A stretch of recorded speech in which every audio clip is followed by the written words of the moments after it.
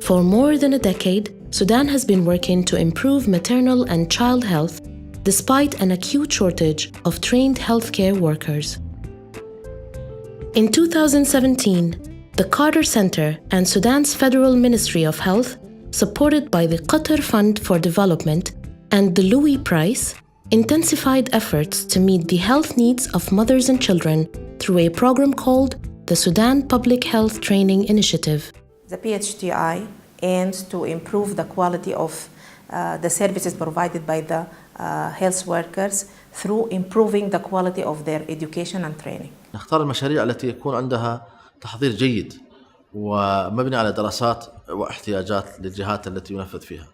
ومعهد كارتر من المعاهد المعروفة وتاريخه كبير وقدراته ما شاء الله طيبة، وتعاونه يعني معنا في كذا مجال.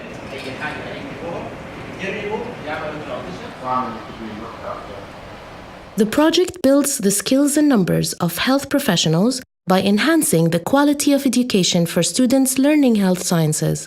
This is done by developing and updating health sciences curricula, equipping training institutions with much-needed supplies, and providing faculty with professional development opportunities to improve teaching skills. قدمت لنا مبادرة كارتر أجهزة والتعليم ووسائل التدريب.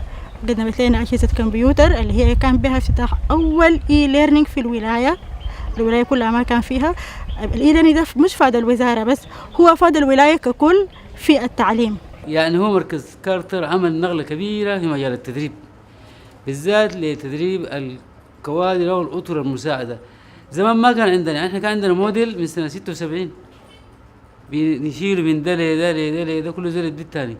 الحمد لله يعني عندنا زيادة في الموديلز. عندنا لاب بتاع هنا مساعد طبي عام، عندنا لاب بتاع قابلات، لاب في عبر ولاب في المتمة، عندنا لاب بتاع تخدير، عندنا لاب بتاع محضري عمليات، والنقلة كان واضحة.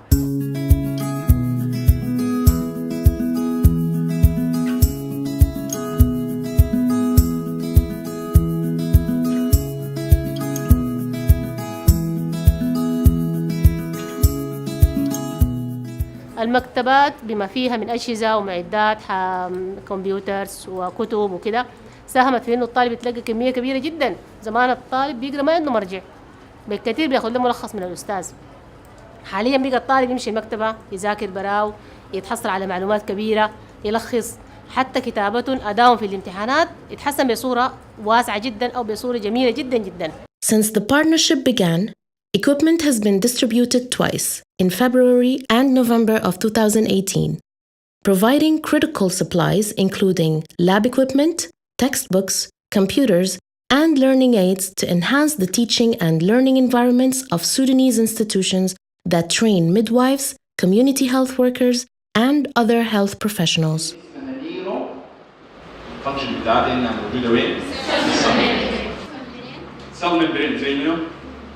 البيشنت كريال بيشنت بقى صعب انه الناس تحصل عليه، فالناس اتجهت لانه تستخدم الموديلز، وحتى ممكن تكون اكاديميه العلوم الصحيه في بعض الولايات احسن الفاسيلتيز بتاعتها الاكاديميه والعلميه والفاسيلتيز المساعده احسن من الجامعات. يعني ولاحظنا انه في تطور ملحوظ في الاكاديميه في السمسترات، حتى في الدفع في الطلاب. في الأول ما كانت مرغوبة كتير، يعني ما في طلاب كتير قاعد يجوا لأنها أصلا ما معروفة. وهسه ما شاء الله الحمد لله انتشرت، ناس كتير يعرفوها. هسه الأكاديمية مكونة من 4 دفع. الحاجة اللي خلت الناس يسجلوا إنها أول حاجة دراستها مبسطة ومفهومة يعني، وبعدين الزول لما ينتهي بيكون إنه لاقي شغل، ضامن إنه لاقي شغل. الطالب بياخد النظري، بعد ذلك بينتقل لمعمل المهارات.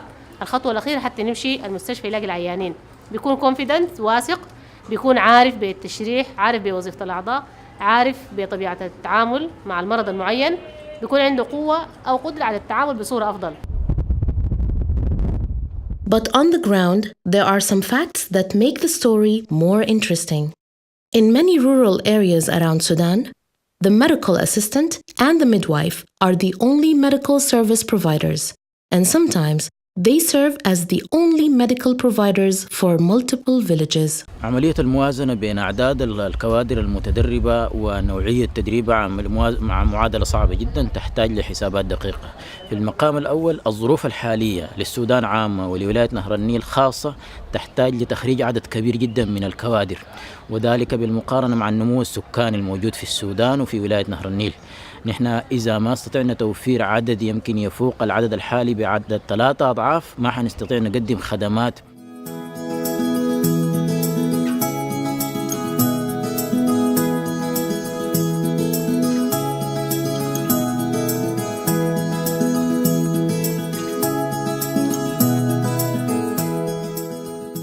We are looking forward for scaling up and expansion of this initiative to other states, especially the new states in the country, and also to other cadres. As I have mentioned from the training needs assessment, one of the cadres who are assessed in other initiatives are the nurses. So including the nurses as part of the addressed cadre in the initiative is at most need in the country now.